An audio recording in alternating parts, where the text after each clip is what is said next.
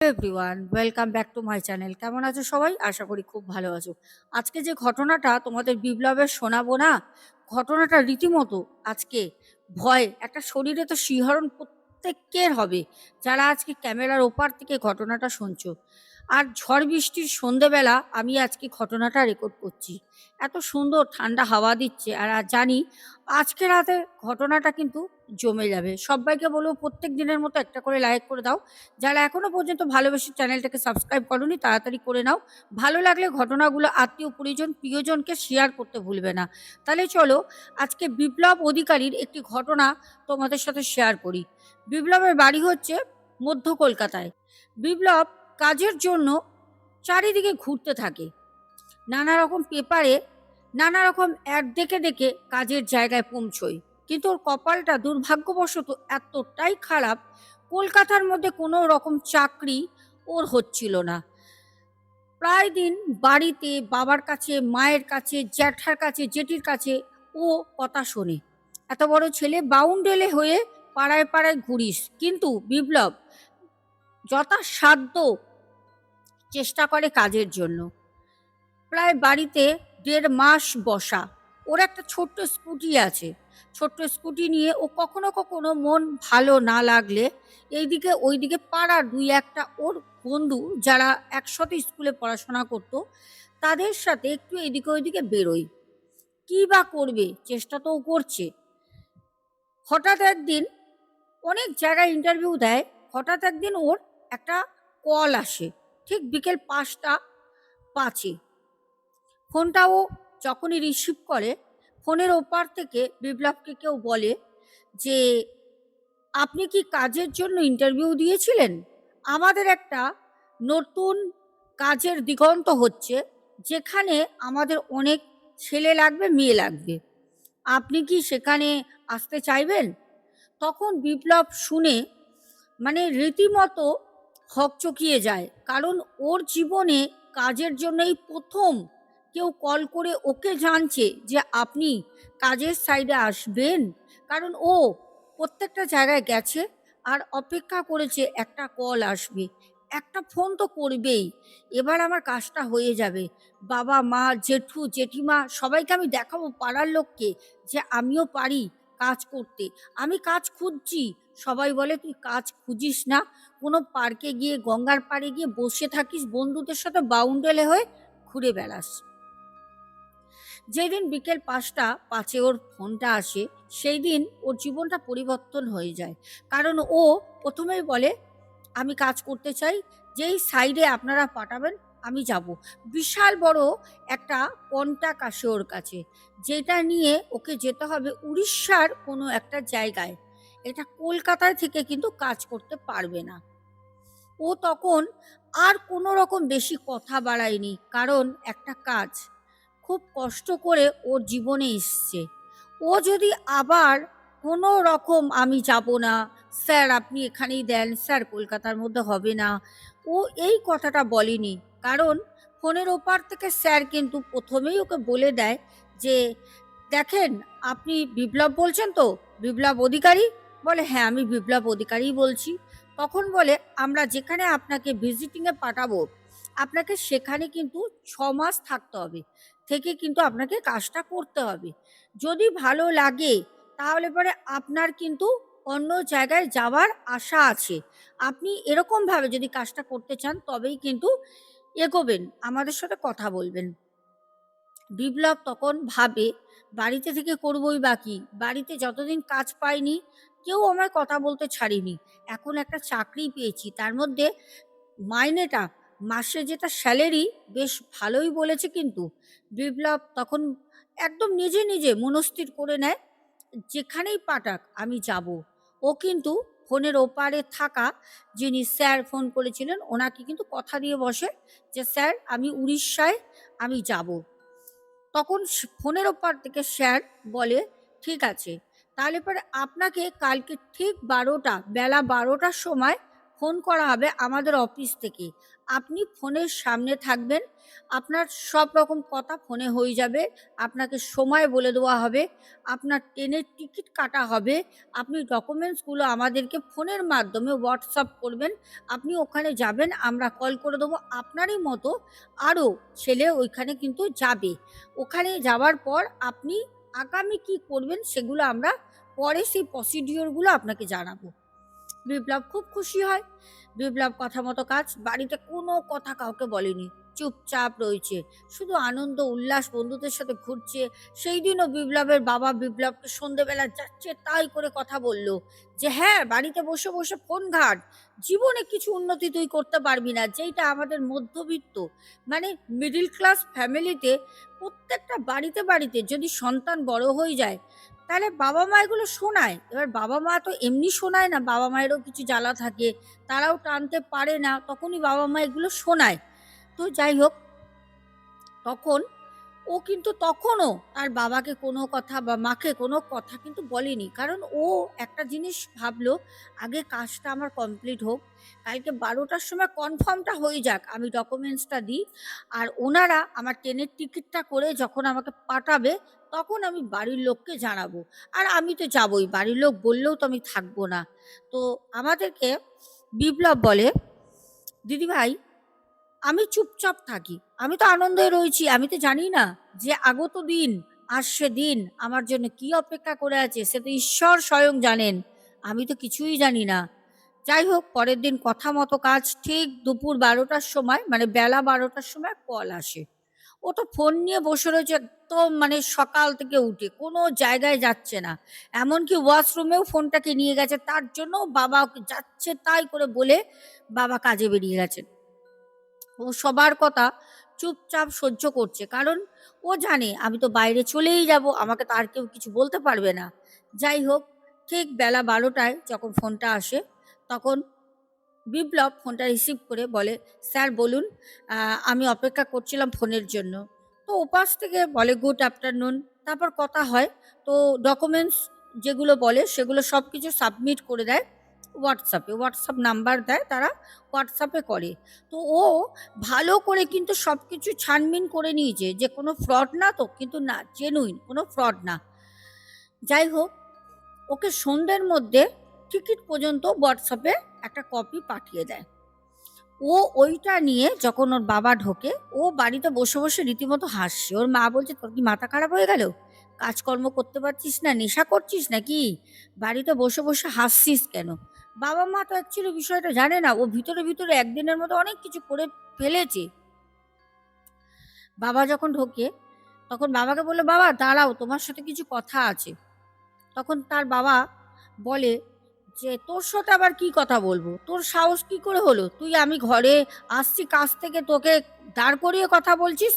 এখন আমি যাব, স্নান করব, স্নান করে পুজো দিয়ে আসবো, তোর মা গরম চা করে আনবে, মাথা ঠান্ডা হবে, তারপর কথা বলি, তোর সাথে তো কথা বলতে আমার একদম ইচ্ছা করে না, মানে দেখতেই পারে না ওকে।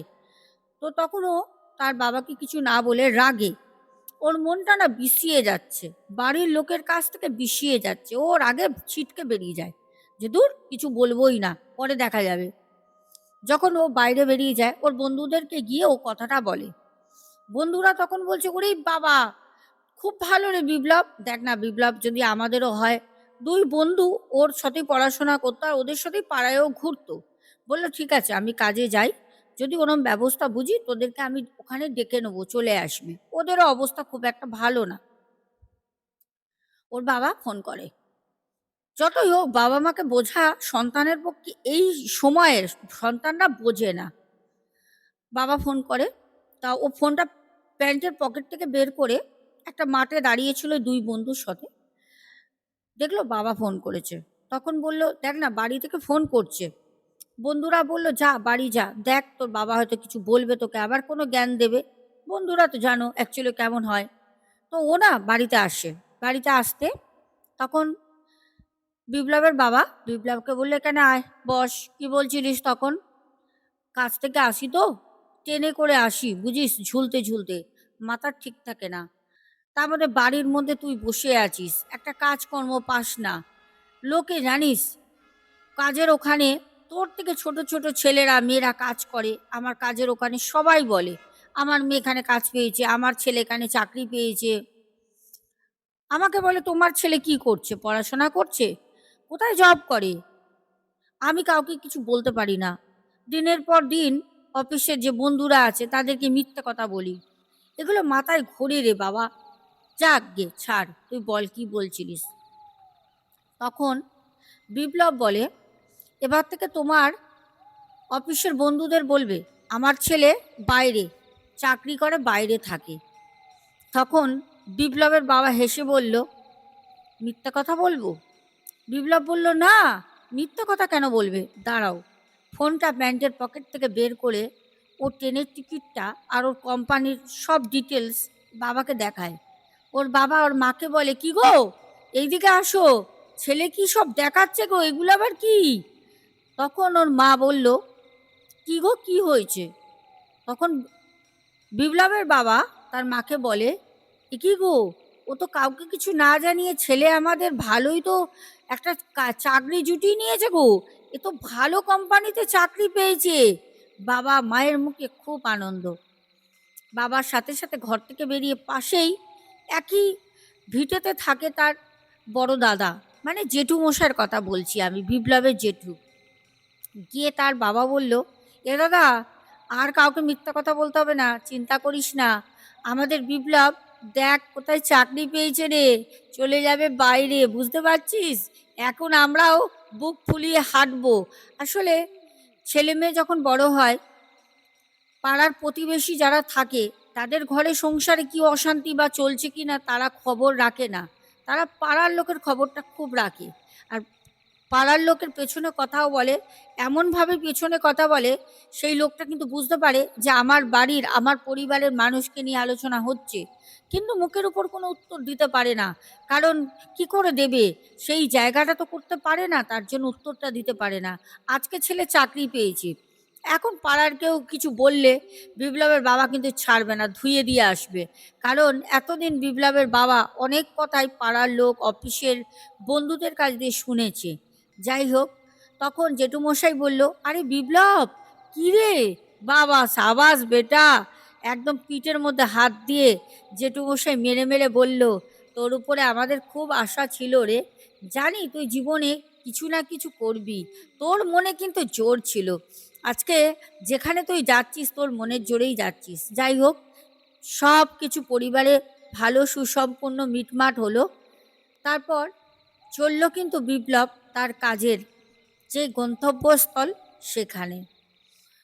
ওর সামনের মাসের ৩ তারিখে ওর উড়িষ্যায় যেখানে চাকরি হয় সেখানে ওর সাইডে যাওয়ার ছিল। ও কিন্তু বেরিয়ে যায়, বাবাকে মাকে জেঠুমশাইকে জেঠিমাকে পায়ে প্রণাম করে সবার আশীর্বাদ মাথায় ঠেকিয়ে ও চলে কাজের উদ্দেশ্যে। ওর জীবনের প্রথম একটা কাজ, তাও আবার আমাদের পশ্চিমবঙ্গ থেকে, মানে আমাদের কলকাতার বাইরে। তো ও যায়, যাবার পর ওকে আর সাথে আরও ১৫-১৬টা ছেলে, সবাইকে আলাদা আলাদা জায়গায় থাকতে দেয়। তো ফোন করে বলা হয় কলকাতা থেকে, যেখান থেকে চাকরিতে পাঠায়, ওরা বলে যে তোমরা এখন নিজেদের টাকায় ঘর ভাড়া করে থাকো। মানে নিজেদের টাকায় বলতে কি, একটা টাকা ওরা অ্যাডভান্স হিসাবে দেবে। এবার সেই টাকাটা ধরো তুমি ঘর ভাড়া নিচ্ছ, সেখানে তুমি টাকাটা বিয়ার করছো, সেই টাকাটা যে তোমার মাস মাইনে থেকে তারা কিন্তু তোমাকে দিয়ে দেবে। কিন্তু তারা এখন কোনো রকম থাকার জায়গা দিতে পারছে না, কারণ সেটা ওরা তৈরি করছে। একটা থাকার জন্য বড় একটা প্লটিং হচ্ছে, সেখানে সবাই একসাথে থাকতে পারবে, আলাদা আলাদা রুম দেবে, হয়তো ২ জন ৩ জন করে রুমে থাকবে। এখন সেটা মোটামুটি হয়েছে, জলের ব্যবস্থা নেই, জল ছাড়া তো মানুষ থাকতে পারে না, সব কিছুতে জল লাগে।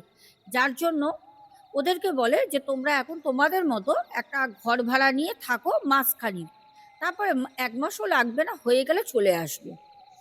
বিপ্লব এর আগে কোনোদিন ওইসব জায়গায় যায়নি, কাজের কোনো অভিজ্ঞতা ওর নেই, ওর কিন্তু মাথায় একটা চাপ পড়ে। তো যাই হোক, বলে না, চেষ্টা থাকলে না ঠিক দেখবে কেউ না কেউ তোমার সাথে জুটে যাবে। ওই যে বলে, মানে উপায় যদি করতে চাও তোমার মনে জোর চাই। তো ওখানে থাকা কাজে যাওয়া আরও বর্ধমানের সাইড থেকে কিছু ছেলে ওর সাথে খুব ভালো একটা ক্লোজ রিলেশন হয়, বন্ধুত্বপূর্ণ। তখন ওরা বলল যে আরও অনেকে নন বেঙ্গলি ছিল, বলছে আমরা চল তিনজন একটা রুম আমরা ভাড়া করি, ভাড়া করে তিনজনে থাকবো, তিনজনের যে মাসে স্যালারি পাবো ওখান থেকে দিয়ে দেবো। তো সেরকমই ওরা সেই দিনই ওরা নিয়ারেস্ট দোকান, রিক্সাওয়ালা, তারপর টোটো, অটো যারা চালান দাদাদের সবাইকে বলে যে আমরা এরকম কাজে এসছি, আমাদের একটা দাদা কাজে থাকার জন্য একটা মাসের জন্য একটা ঘর দেখে দেন না। তো তারা একজন খুব সফট হার্টেড পার্সন নিয়ে গিয়ে তারই বাড়িতে থাকতে দেয়। মানে উনি চা খাচ্ছিলেন, চায়ের দোকানে বলেছে, তখন বলছে যে হ্যাঁ এরকম তো অনেকেই পড়াশোনা করতেও আসে, আমার বাড়িতে অনেকেই ভাড়া থাকে। এই তো গত মাসে এক্সাম শেষ হয়, দুটো ছেলে ছিল ওরা চলে যায়, যদি তোমরা তিনজন ওই ঘরে থাকতে পারো আমার রুমে তো ভাড়া দিই। তখন চায়ের দোকানের যিনি ছিলেন সে কাকাও বলে যে হ্যাঁ ভাই তোমরা থাকতে পারো, এনার বাড়িতে এরকম বহু ছেলে এসে থাকে পড়াশোনা করতে, কাজের ক্ষেত্রে, ভাড়াও কম, বাড়িঘর ভালো, আর জল টলের কোনো অসুবিধা নেই, কারেন্ট ঠারেন্ট সবই আছে, তোমাদের বিছানা টিছানাও কিনতে হবে না, চৌকি টইকিও আছে, তোমরা ওই বাড়িতে থাকতে পারো গিয়ে। তখন বিপ্লব আর সাথে থাকা বর্ধমানের দুটো বন্ধু ওর যে নতুন হয় তারা তখন নিজেরা চিন্তা ভাবনা করলো যে শরীরও খুব টায়ার্ড, এতটা গেছে, আবার কোথায় খুঁজবে, পাবে কি না, হোটেল ভাড়া নিয়ে থাকার মতো ওদের কাছে এত টাকা কোথায় পাবে। বললো চলো তাহলে ওই বাড়িতেই থাকি। তখন চায়ের দোকানে যিনি বসেছিলেন ওই দাদাকে বিপ্লব আর সাথে থাকা দুটো বন্ধু ওরা বলল যে কাকা আপনার ঘরটা দেখাবেন, তাহলে আপনার ঘরেই আমরা একটা মাস থাকবো, কারণ এক মাস পর তো আমাদের কাজের সাইডে সব কিছু হয়ে যাচ্ছে, একটা মাসের জন্য চলেন।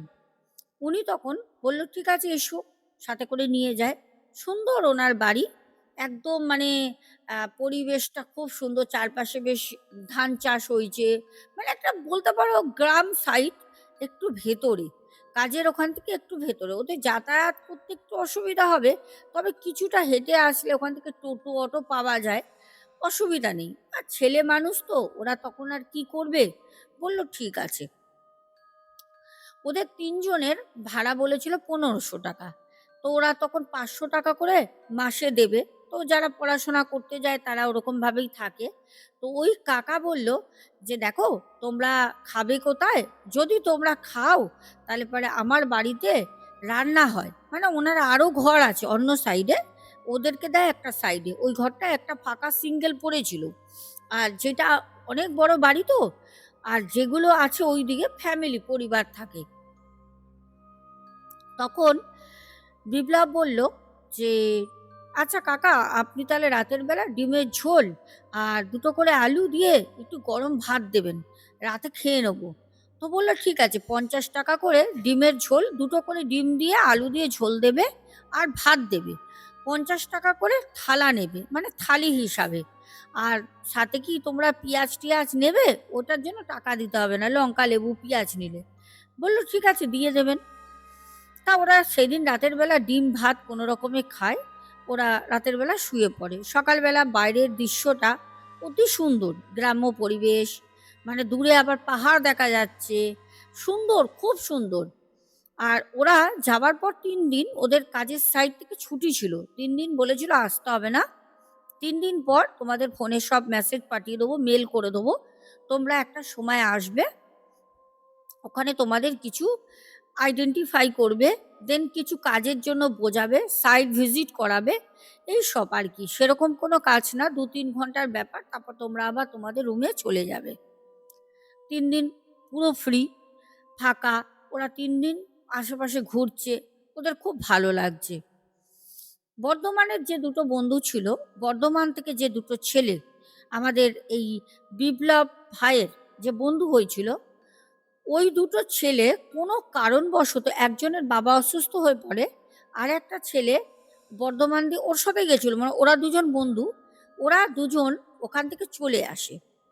বিপ্লবকে বলে ভাই 3 দিন তো ছুটি আছে, আমাদেরকে যেতে হবে, আমরা স্যারকে কলকাতায় একটা মেল করে জানিয়ে দিচ্ছি, ওরকম হলে আমরা 1 সপ্তাহ পর আসব, কারণ বাবা অসুস্থ হয়ে পড়ে। বিপ্লব একা হয়ে যায়। 2 বন্ধু কিন্তু চলে যায় বর্ধমান। বিপ্লব ওই ঘরটায় কিন্তু একা থাকে। বিপ্লব যখনই একা হয়ে যায়, ঠিক প্রথম দিন, আমি দ্বিতীয় দিনের কথা বলছি, রাতের দ্বিতীয় দিন সন্ধ্যা থেকেই বিপ্লবের না মনটা খুব খারাপ লাগছে। মাকে ফোন করে, বাড়িতে কথা বলে, জেঠিমার সাথে কথা বলে, জেঠুর সাথে কথা বলে। বাবা তখনও বাড়ি ফেরেননি, বাবার সাথে রাত 10টায় কথা বলে।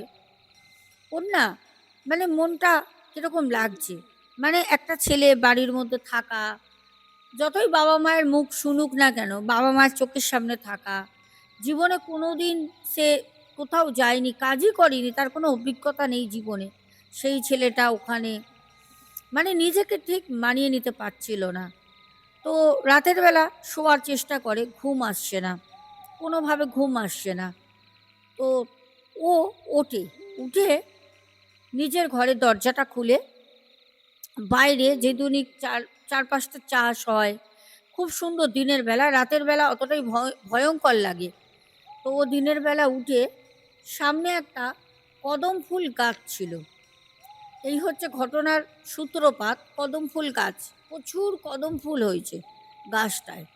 ও কদম ফুলের গাছের নিচে গিয়ে দাঁড়িয়ে সিগারেট খাচ্ছে। ও কিন্তু পাড়াতে থাকতে সিগারেট এইসব নেশা করতো না। এবার বাইরে গেছে, বুঝতেই পারছে, একটা ছেলে হট করে কাজ পাওয়া, ওর নিজের মধ্যে অনেকটা অন্যরকম ফিল হচ্ছে যে আমি চাকরি করব, কাজে এসছি, বাইরে কাজ করছি, কলকাতার বাইরে। ও একটা প্যাকেট সিগারেটও কিনেছিল, কারণ ওই যে বর্ধমান থেকে আসা 2টো ছেলে, ওরা সিগারেট খেত, ওরাই প্রথম ওকে সিগারেটটা দেয়, তারপরে ও একটা প্যাকেট কিনে রাখে যখন ওরা চলে যায়, যে যদি ইচ্ছা হয় খাবে। কদম গাছের নিচে দাঁড়িয়ে 11:12 হবে রাতের বেলা, সিগারেট ধরিয়ে সিগারেট টানছে। মনটা খুব অস্থির লাগছে। ওর কিন্তু কোনো গার্লফ্রেন্ড নেই যে কোনো গার্লফ্রেন্ডের সাথে কথা বলবে, মনটা ভালো থাকবে বা সময়টা অনেকটা যাবে, এরকম কিছু না। ও দাঁড়িয়ে দাঁড়িয়ে সিগারেট খাচ্ছে। হঠাৎ ও দেখ গাছের পাতাগুলো আর কিছু কদম ফুল ওর গায়ের মধ্যে হুড় করে যেন কেউ উপর থেকে ছিঁড়ে ওর গায়ে ফেলছে। ও অতটা লক্ষ্য করেনি প্রথমে, হতে পারে হাওয়া দিচ্ছে, হতে পারে কোনো পাখি আছে গাছে, হয়তো ডানা ছেটকালে অনেক সময় উপর থেকে কদম ফুল পাকা যেগুলো পেকে থাকে, অথবা পাকা পাতা পড়তেই পারে, এটা তো প্রকৃতির নেচার, এটা তো বলে কিছু লাভ নেই। ও সেই জিনিস ওর কিছু মাথায় আসেনি, ওখান থেকে না সরে যায়। ওই গাছটা অনেক বড়, ও একটু সরে দাঁড়ায়, দাঁড়িয়ে ওর মতো ও চারপাশটা তাকাচ্ছে।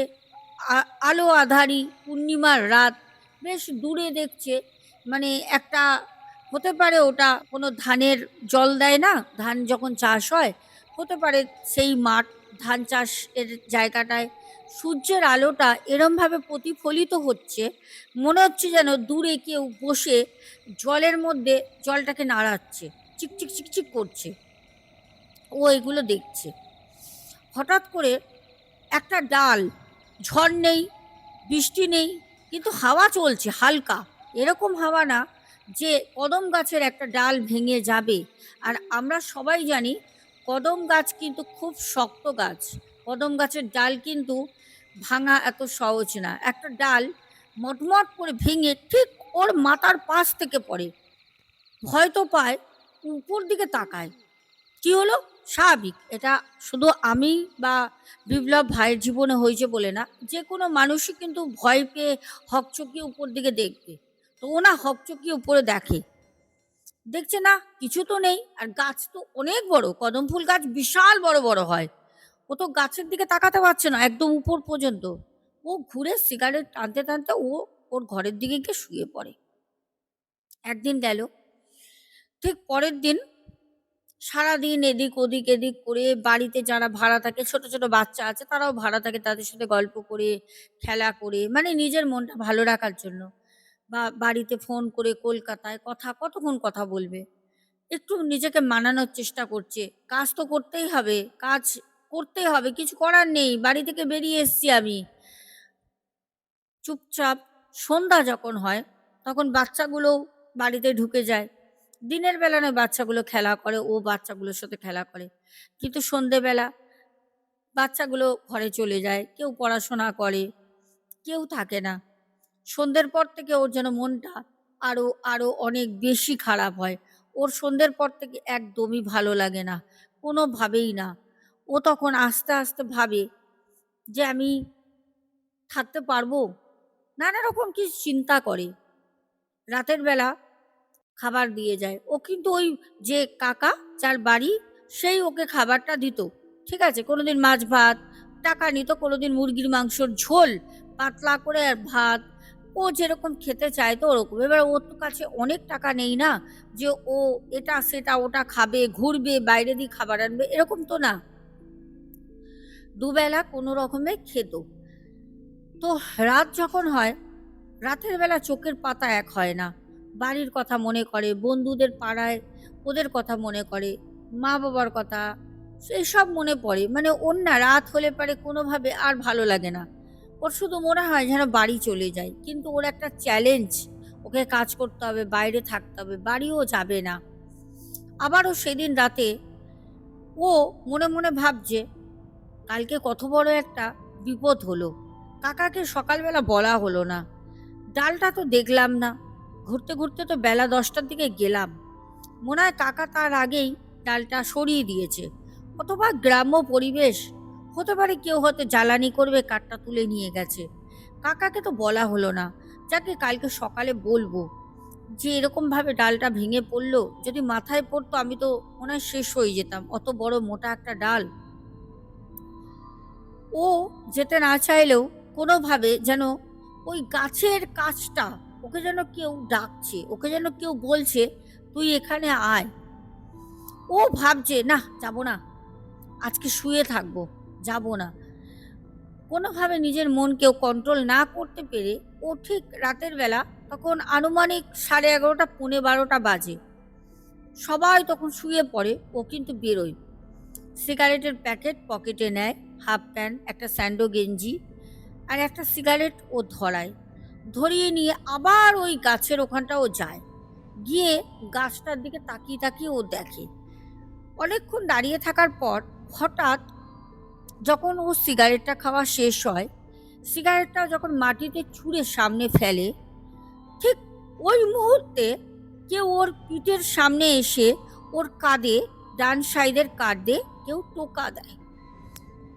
অত রাতে ওকে কে টোকা দেবে? ও হঠাৎ করে চমকে উঠে বলে, এই কে কে? তখন দেখে বর্ধমানের দুটো ছেলের মধ্যে একটি ছেলে পিঠে ব্যাগ নিয়ে ওর পেছনে দাঁড়িয়ে আছে। ও তখন বলছে, আরে তুই? বাবা, একা একা একদম ভালো লাগছিল না, এত রাতে কি রে? বললো আরে ট্রেন লেট ছিল। বললো চল চল চল। সেই বিপ্লব বলে আমি যেন নতুন একটা জীবন পেলাম, একটা একাকিত্ব আমাকে যেন গিলে খাচ্ছিল, ওকে দেখে আমি যে কি শান্তি পেলাম। আমি আর ও দুজনে চলে গেলাম রুমে। ও বলল ভাই খুব খিদে পেয়েছে। আমি বললাম কি করবি? তারা মুড়ি আছে, কেন কাকা তো ঘুমিয়ে পড়েছে, কাকা তো আর রাত 12টার সময় খাবার করে দেবে না। আমি বললাম দাঁড়া, মুড়ি আছে। তা আমি ওকে মুড়ি দিলাম, ও মুড়ি জল দিয়ে, চিনি দিয়ে, নুন দিয়ে মেখে মুড়ি খেলো। খেয়ে বললো ভাই খুব ঘুম পেয়েছে ভাই, ঘুমাবো। আমি বললাম চল আমিও শোবো। দুজনে শুলাম, মনটা যেন একদম আনন্দে রয়েছে, একা ছিলাম তো ভালো লাগছিল না। পরের দিন আমি কাকাকে না বলে বর্ধমানের ছেলেটা যে বন্ধুটা আসে, ওকে আমি বললাম যে জানিস তো এরকম এরকম না আমার সাথে হয়েছে, একটা গাছের ডাল, নাহলে তুই এতদিন দেখতিস আমি মারা গেছি, জানিস গাছের ডালটা এরকম ভাবে ভেঙে পড়েছে। তখন ও বললো কি দরকার রাতের বেলা তোর যাবার? তো ও তখন বিপ্লব বর্ধমানের ওই ছেলেটাকে বলে, কি রে তোর সাথে যে পাড়ার আর একটা ছেলে এসেছিল না, ছোট মতো, ওই ছেলেটা কই? বললো আরে ওরই তো বাবার শরীরটা খারাপ, ওকে বললাম ও আসলো না। বলছে আচ্ছা আচ্ছা ঠিক আছে। তো যাই হোক, কাজের সাইডে যায়, কাজ চালু হয়ে যায়, কাজ করছে। এবার যখন কাজ করতে করতে একটা সপ্তাহ পর শনিবার রাত, রোববার ছুটি, শনিবারে রাতে কাজ করে আসার পর দুজনে মিলে ওই ঘুরতে ঘুরতে ওই গাছের ওখানটা যায়। মানে ওদের না ওখানটা খুব ভালো লাগে আর বারবার টানে। আমাদের অনেক সময় দেখবো অনেক জিনিস আমরা জানি এখানটা যাওয়া উচিত না, এর সাথে মেশা উচিত না, তাও কিন্তু আমরা সেই জিনিসগুলো করি জানার পরেও। মন চায় বলে, আমাদের মন চায়, মনের ইচ্ছাটা আমরা পূরণ করি। তো ওরাও গিয়ে ওই তখন আনুমানিক 10:30-11টা বাজে, সবাই শুয়ে পড়েছে। গিয়ে তখন ওই সিগারেট টানছে, দুই বন্ধুই সিগারেট খাচ্ছে। এমনি তো বিপ্লবের নেশা ছিল না, ওটা ওই বর্ধমানের ওদের কাছ থেকে আসে। হঠাৎ দেখে একটা গুগানি, ঠিক বলবো না, মানে প্রথম মনে হচ্ছে কেউ গুগাচ্ছে, তারপর মনে হচ্ছে কেউ কাঁদছে, একটা ছেলের গলা, কাদার একটা শব্দ। হঠাৎ করে বিপ্লব আর সামনে থাকা ওর বন্ধু দুজন দুজনের দিকে তাকায়, সিগারেট দুজনের হাতেই রয়েছে। তখন বিপ্লব বলছে, ভাই আমার মনে হচ্ছে এখানটা দাঁড়ানো উচিত না, কিছু একটা গন্ডগোল আছে ভাই, চল রুমে চলে যাই। বলছে চ। রুমে চলে আসে। আসার পর সকালবেলা ওরা জিজ্ঞেস করবোই করে, কিন্তু কাকাকে কিছু জিজ্ঞেস করে না, ভুলে যায়।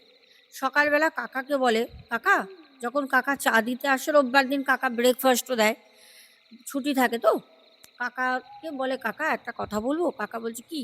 বলছে, কাকা রাতের বেলা আমাদের এরকম ঘুম হয় না, একদিন তো এরকম ওই কদম গাছের ডাল মাথায় ভেঙে পড়তো, খুব বাছার বেঁচে গেছি। কালকে রাতের বেলা ওখানে দাঁড়িয়েছিলাম, কেউ যেন একটা ছেলে কাঁদছিল। তখন কাকার মুখটা যেন একদম বিষণ্ণ হয়ে ফ্যাকাশে হয়ে যায়। কাকা তখন বলে, তোমরা বাড়িতে থাকবে, ঘরে থাকবে, তোমরা ওখানে যাও কেন? ওই গাছের তলায় যাওয়া তো কোনো দরকার নেই, আমরা তো সন্ধ্যাবেলা ওই গাছের তলায় যাই না। এরকমভাবে বলে। বর্ধমানের যে ছেলেটা ছিল, ও তো গ্রামের ছেলে, ওর একটা খটকা লাগে। বিপ্লব তো শহরের ছেলে, মধ্য কলকাতার। আর বর্ধমান থেকে আসা ছেলেটা কিছু একটা অনুভব করে কথার মধ্যে, আর কাকার মুখের ফ্যাকাশেটা পরিষ্কার বোঝা যায়। তখন খাবার দিয়ে চলে যাওয়ার পর বিপ্লবকে বলে, বিপ্লব আমার মনে হয় কিছু তো গন্ডগোল আছে ভাই। কাকাকে বলতেই কাকার মুখটা কিরকম বিষণ্ণতা হয়ে গেল, দেখলি? একটা যেন বিভীষিকা কাকার চোখে মুখে কাজ করছিল। কিছু কাকা চেপে যাচ্ছে আমাদের কাছ থেকে। তখন বলল, বিপ্লব দাঁড়া, আজকেই এর রহস্য আমরা উদ্ঘাটন করব, যে কি হতে পারে, উন্মোচন করবে। তো যাই হোক, তারা রহস্য ভেদ করার জন্য ওই বাড়িতেই থাকা কিছু যারা ভাড়াটিয়া আছে তাদের সাথে কথা বলে। সবাই কিন্তু এই বিষয়টা জানে, ওখানে একটা কিছু বিষয় আছে, কিন্তু কেউ ওদেরকে বলতে চায় না। ওরা সেদিন রাতে আবার যায়, ওখানে দাঁড়ায়। যখন ওরা দাঁড়িয়ে রয়েছে, একটু রাত হয়ে যায়, কারণ সেই দিন ওরা বাইরে গেছিল, সন্ধ্যাবেলা বাইরে দিয়ে ফিরে আসে, ঘরে রেস্ট করে, খাওয়া দাওয়া করে। কাকা সেদিন রোববারে চিকেন হয়, চিকেন, আলু ঝোল, পেঁয়াজ, স্যালাড যেটা হয় সবই দেয়, প্রত্যেক রোববারে কাকা চিকেন করে। তো হঠাৎ করে ওরা লক্ষ্য করে ওখানে দাঁড়িয়ে ওই গাছের ওপরে একটা কেউ রয়েছে। হ্যাঁ, খুব অদ্ভুত লাগলেও শুনতে, মানুষের মতো কিছু দেখতে পাচ্ছে না, কিন্তু বুঝতে পারছে যে দুটো পা যদি ঝোলে, তার উপর পোর্শনটা কিন্তু ওরা দেখতে পাচ্ছে না, কারণ গাছটা অনেক বড়, অনেক ঝাঁকড়া, অনেকটা উঁচু, যেখানে দেখছে যে যদি হ্যাঙ্গিং করে কেউ কাউকে, পা দুটো যেরকম অনায়াসে এরকম ঝোলে, ওরকম না পাটা ঝুলছে। এই দৃশ্য দেখে ওরা সাথে সাথে ছুটে কাকার ঘরে যায়। কাকা দরজা খোলো, কাকা দরজা খোলো, কাকা কাকা আমরা কি দেখেছি। কাকা তখন উঠে বলছে, কি হয়েছে রে বাবা, তোরা এত রাতের বেলা জ্বালাচ্ছিস, আমার তো পরিবার আছে। তখন বলছে, কাকা সত্যি করে বলেন তো কাকা, ওই গাছে কি আছে? জানি না কেন ওই গাছের দিকে শুধু টানে মন, বারবার ছুটে যাই ওই গাছের কাছে, ভাবি যাব না, প্রত্যেক রাতে কিছু না কিছু ঘটে, তারপরেও যাই।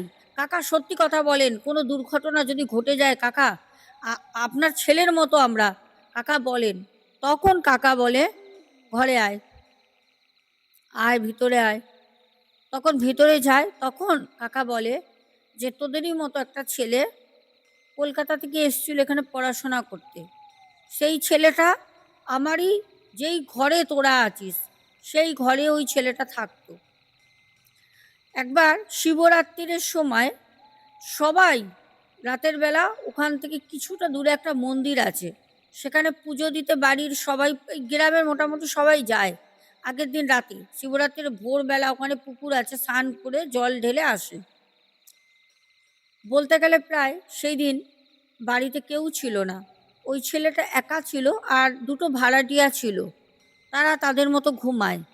আর ওই ছেলেটা পড়াশোনা করতে আসলেও সারাক্ষণ কোনো একটা মেয়ের সাথে ফোনে 24 ঘন্টাই কথা বলতো, মানে ওই পড়াশোনার বাদ তো করি, রাতের বেলাও যদি ওর ঘরের সামনে অনেক সময় গেছি লাইট জ্বলছে বলতে যে লাইটটা বন্ধ কর, বাবু শুয়ে পড়, থাকতে থাকতে নিজের ছেলের মতো ভালোবাসা, মমতা, মায়া, টান তো পড়ে যায়। তখনও শুনতাম ও ফোনে কারোর সাথে ফুসফুস করে কথা বলছে। পরে জানতে পারি যে ও কোনো মেয়েকে ভালোবাসে, সেই মেয়েটার সাথে ও ফোনে কথা বলতো। এবার কারোর ব্যক্তিগত জীবনে কারোর ঢোকাটা তো ঠিক না, তাও ওকে তোমাদের কাকিমা বলতো যে বাবা মা কষ্ট করে পড়তে পাঠিয়েছে, পড়াশোনা করো, যে মেয়ে থাকার সে তোমার সাথে ঠিকই থাকবে, তার সাথে প্রত্যেক দিন না ঘুমিয়ে, না পড়ে, না কলেজ করে তুমি গল্প করছো না। ও রাগ করে, ও যখন কথা বলতে বলবে তখনই কথা বলতে হবে। তখন বলতো তাহলে তো সেই মেয়ে তোমার ভালোবাসা বোঝেই না। অনেকবার এরকম অনেকভাবেই বোঝানো হয়েছে। সেই যে শিবরাত্রির দিন রাতে যখন বাড়ি ফাঁকা পায়, তার আগে একবার ছেলেটা মন মরা ছিল, শুনেছিলাম মেয়েটার নাকি অন্যত্র বিয়ে ঠিক হয়েছে, জানতাম না। ওই ছেলেটাই ওই কদম গাছে উঠে নিজেকে ফাঁস লাগিয়ে নিজে সুসাইড করে। আর ওই ছেলেটার আত্মা গাছে আছে, কিন্তু ও সবাইকে দেখা দেয় না, কাউকে ক্ষতি করে না। আর ওই কদম গাছ কাটার জন্য অনেক চেষ্টা হয়েছে। যখনই ওই কদম গাছ কাটার কথা হয়, তখনই বাড়িতে কাকা কাকি, কাকার দুই ছেলে, বৌমা, নাতি, কারোর না কারোর কোনো না কোনো একটা অ্যাক্সিডেন্ট হবেই, যেই কারণে ওই গাছটা আর কাটে না। তবে ওই গাছটা কিন্তু পেরেক পুঁতে এক তান্ত্রিক দিয়ে সেটা বন্ধন করা আছে, কিন্তু বন্ধন করা থাকলেও সেই গাছ এখনো কিন্তু অভিশপ্ত, ভুতুড়ে গাছ। ওই গাছ আজও আছে ওই বাড়িতে, কিন্তু ওই বাড়িতে যারা থাকে তারা না সন্ধ্যের পর ওইখানে কেউ যায় না। কেউ হয়তো কাজে যাচ্ছে, আসছে, ঢুকছে, বেরোচ্ছে, টর্চ নিয়ে গেল, এলো, চলে এলো, কেউ তো তাকায়ও না উপরে। কিন্তু এমনি ওখানে দাঁড়িয়ে গল্প করছে কারোর সাথে ফোনে বা সিগারেট খাচ্ছে, টাইম পাস করতে ওখানে যায় না। এই ছিল আজকে আমাদের বিপ্লব অধিকারী ভাইয়ের মধ্য কলকাতা থেকে পাঠানো একটি সত্য ঘটনা। প্রিয় দর্শক বন্ধুরা, ঘটনাটা কেমন লাগলো? আর ভাই কিন্তু এখনো উড়িষ্যাতেই আছে, কিন্তু ওই বাড়িতে থাকে না, ওরা কাজের সাইডে ওদের ওখান থেকে বিল্ডিং দেয়, ওরা ওখানেই থাকে। কিন্তু ওই ও মাঝে মাঝে ওই কাকার বাড়িতে যায়, কারণ প্রথম গিয়ে তো কাকার হাতে খাবার খেয়েছে, কাকির হাতে খাবার খেয়েছে। বাঙালি ছেলে তো একটু মায়া টান বেশি, ভুলতে পারে না। ও মাঝে মাঝে যায়, বলে দিদি ওই কাজটা এখনো আছে। দিনের বেলা আমি যাই, তাও ওই মাসে হয়তো গেলাম 10-15 মিনিটের জন্য, ওই কাকার কাকির জন্য একটু ফল টল কিনে নিয়ে যাই। খুব ভালোবাসতো, একটা মাস ছিল, খুব, মানে তারা নিজের মতো আপন করে নিয়েছিল সেই কাকা কাকি, সেই ভালোবাসার টানেই যায়। এই ছিল আমাদের ঘটনা। চলো এবার আমরা কমেন্ট পড়ি। প্রথম কমেন্ট করেছে সুদীপ্ত ব্যানার্জি, আয়ান হালদার, গৌতম অধিকারী। গৌতম ভাই বলেছে, দিদি আপনি মাইক নিয়ে কথা বলছেন, এটা দেখতে ভীষণ দৃষ্টিকটু লাগছে, এটা অন্য ব্যবস্থা করা যেতেই পারে, তাই না? এতে আপনার হয়তো খারাপ লাগলে অবশ্যই আমাকে ক্ষমা করে দেবেন। একদম না, তোমার মতামত তুমি দিয়েছো। আর অ্যাকচুয়ালি কি জানো, আমি মাইকটা এখানেই সেট করি, কিন্তু মাইকটা হাতে নিয়ে বললে না আমার সুবিধা হয় এডিটিং করতে, কারণ সাউন্ড সিস্টেমটা যদি ক্লিয়ার না আসে না, তাহলে পরে এডিটিং করার সময় ভুল হতে পারে। সেই কারণে, আর আমার হ্যাবিট হয়ে গেছে, আমার হাতে নিয়েই ভালো লাগে। তারপর হচ্ছে সানিয়া মণ্ডল, অ্যাঞ্জেলিনা সোরেন বহুদিন পর, তারপরে হচ্ছে শ্রাবণ অনেকদিন পর, আচ্ছা, তারপরে রূপা দে, সুজাতা বড়ুয়া অনেকদিন পর, আয়ান হালদার, কালী বেবি বলেছো আমি রোজ রাত্রে ঘুমানোর আগে আপনার কথা শুনি। আচ্ছা, খুব ভালো লাগলো, এরকম কমেন্ট করতে থাকবে। সৈনী রয়, আমার ছোট্ট মিষ্টি বোন, তারপর কমেন্ট করেছো জানাতুল সান্ত্রা কমেন্ট করেছো, রিয়েলি হরেবল স্টোরি, খুব ভালো লাগলো। এরকমভাবেই কমেন্ট করতে থাকো তোমরা। কমেন্টগুলো পড়তে খুব ভালো লাগে। তোমরা নীরবে শুনবে না, তোমরা কমেন্ট করবে, ভালো লাগে। তারপরে সুমনা ভট্টাচার্য, পিন্টু ঘোষ, শুক্লা বোন কমেন্ট করেছো। তারপর কমেন্ট করেছো শিলা বসু, কিষাণু মান্না, সুনিতা চন্দ্র, আব্দুল হক ভাই বাংলাদেশ থেকে, ময়না দত্ত, জয় বড় মায়ের জয় বোন, সুনিতা চন্দ্র, তারপরে জয়শ্রী ঘোষ দিদিভাই, শ্রাবণী হাজরা, রমা ঘোষ, তারপরে কমেন্ট করেছো এস কে কালাম দাদা ভাই, অনেকদিন পর না, এর মধ্যেও একদিন দাদা ভাই কমেন্ট করেছিলে। তারপর পিয়ালি, স্বপন দে, হ্যাপি বণিক। আচ্ছা, রান্না করতে করতে আমি বলেছিলাম কারা কারা রান্না করতে করতে শোনো। অনেকে আমি কালকে কমেন্ট করেছি, বলেছো যে দিদিভাই হেডফোন দিয়ে কানে শুনি রান্না করতে করতে, সকালবেলা শুনি চা খেতে খেতে। অনেকেই বলেছো যে রান্না করতে করতে ঘটনা না চালালে পরে রান্নায় মনই লাগে না। তোমার ঘটনা না শুনলে মনে হয় যেন সারাদিনে কিছু একটা বাদ চলে গেছে। ফুলেশ্বরী চক্রবর্তী, সৌমিক সরকার, জলি হাজরা দিদিভাই, রাজা মল্লিক, সরস্বতী প্রামাণিক, তারপরে সাবিত্রী পাঠক, আচ্ছা, গোপাল গোস্বামী, তারপরে কমেন্ট করেছো রেখা অধিকারী দিদিভাই, সুনিতা চন্দ্র, পিঙ্কি দাস, সন্তুর দুনিয়া, শ্রেয়সী, অনেকদিন পর কমেন্ট করলে। আমি জানি তুমি প্রত্যেকদিন নীরবে চুপচাপ শোনো, কিন্তু একটা কমেন্ট করবে, কমেন্ট করলে তো পড়তে ভালো লাগে তাই না? আর কানেক্টটা থাকে, বুঝতে পারি যে তোমরা সত্যি সত্যি কারা কারা ডেলি ওয়াচ করছো। তারপর হচ্ছে প্রদীপ দাস, সোমা দাস পরিবার থেকে, প্যান্থার গেমিং বয়টি, ডিএসএসবি ফ্যামিলি, উমা ঘোষ, ঝুমা চ্যাটার্জি, সুজাতা দাস, ডালি দেবনাথ, সানিয়া মণ্ডল, উমা ঘোষ। আচ্ছা, সবাইকে অনেক অনেক ভালোবাসা। আর উমা ঘোষ দিদিভাই বলেছো ম্যাম আপনার ফোন নাম্বার সেভ করছি, কিন্তু হোয়াটসঅ্যাপে সার্চ করলে আসছে না। তুমি নাম দিয়ে তাহলে তো সার্চ করো, নাম দিয়ে সেভ করো, তাহলেই তো আসবে। যাই হোক, এখনের মতো আসছি। সবাই খুব ভালো থেকো, বড় মায়ের আশীর্বাদে সবার খুব ভালো। কালকে আসবে কিন্তু টিপস, চোখ রেখো, টিপসগুলো করতে থাকো। জীবনে ছোট ছোট ছোট ছোট টিপস আমাদের কিন্তু জীবন পরিবর্তন করতে সত্যি সাহায্য করে। অনেক টিপস করে কিন্তু অনেক মানুষ উপকৃত হয়েছে, লটারি পেয়েছে। লটারি নিয়েও আমি একটা ভিডিও বানাবো, অনেকেই পার্সোনাল আমাকে হোয়াটসঅ্যাপও করছো। যাই হোক, এখনের মতো আসছি, দেখা হবে আগামীকাল। সবাই খুব ভালো থেকো, টাটা, শুভরাত্রি।